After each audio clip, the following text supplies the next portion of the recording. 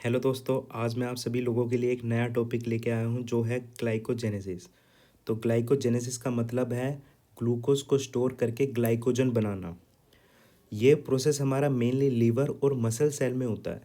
जब बॉडी में extra glucose होता है तब उसे वेस्ट नहीं किया जाता, उसे ग्लाइकोजन की फॉर्म में स्टोर किया जाता है।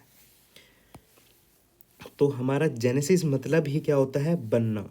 तो किस में बनता है? हमारा ग्लाइकोजन में बनता है। तो अगर हम ग्लूकोज से ग्लाइकोजन बना रहे हैं तो उस प्रोसेस को हम कहते हैं ग्लाइकोजेनेसिस। तो सबसे पहले क्या होता है? सबसे पहले होता है हमारा ग्लूकोज सेल के अंदर आता है।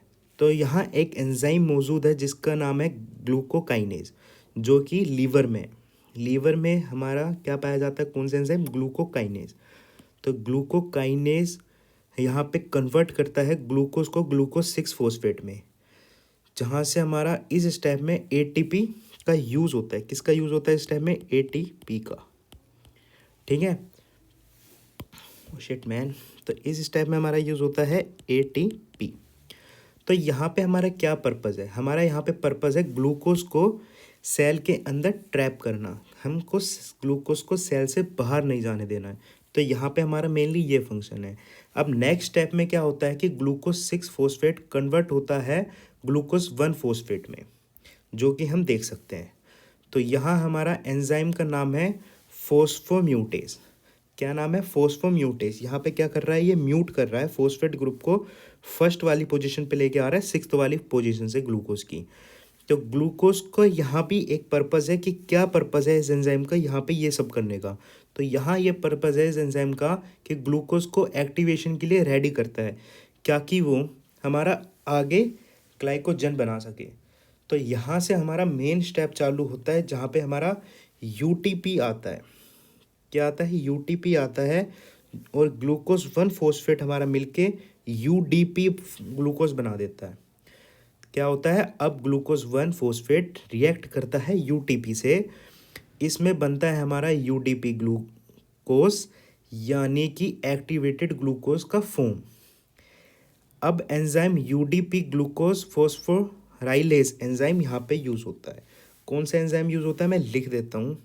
यूडीपी ग्लूकोज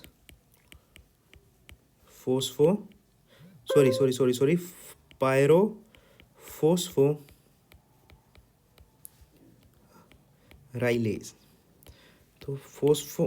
तो पायरो फोस्फोराइलेज एंजाइम का यूज़ होता है तो हमारा क्या बनता है?